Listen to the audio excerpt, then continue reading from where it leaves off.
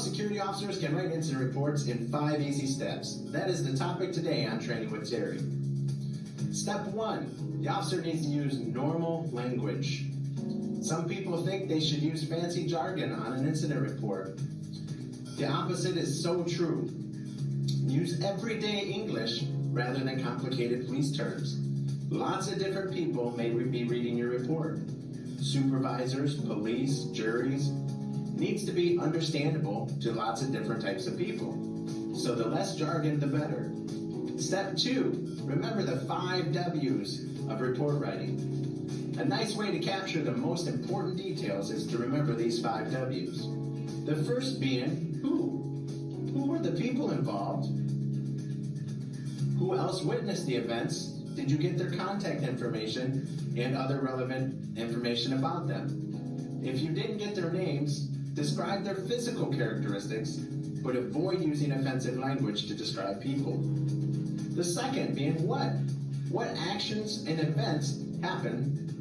Start from the beginning and go point by point or event by event and include as much detail as possible on how each event unfolded.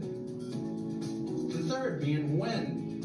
What date and time was the incident? Depending on the type of incident, you may also find it useful to describe the weather, the lighting conditions, and other conditions in the area. The fourth being where. Where exactly did the incident take place? Include addresses or use details about nearby objects or buildings. Be as precise as possible. And the fifth is why. This is generally not as important of a fact unless you heard someone say something explaining their actions. It's best not to speculate. Your job is to stick to the clear, indisputable facts. Only include facts is topic number 3. As you saw from the why category, it is important to be objective. Do not give your opinion about who was at fault. It'll actually make your report weaker. You must stick to the facts, the things that you saw with your eyes and heard with your ears.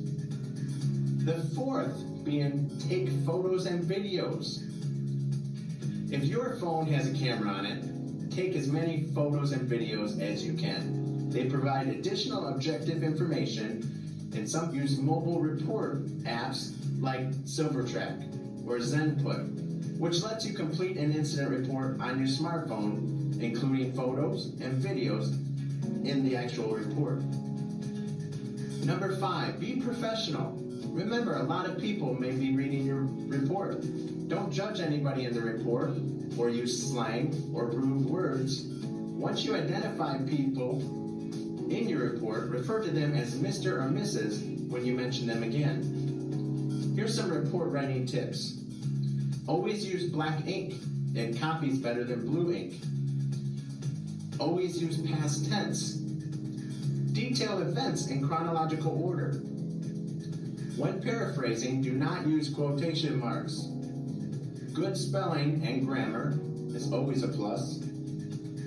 Use polite choice of words. Do not include your opinions.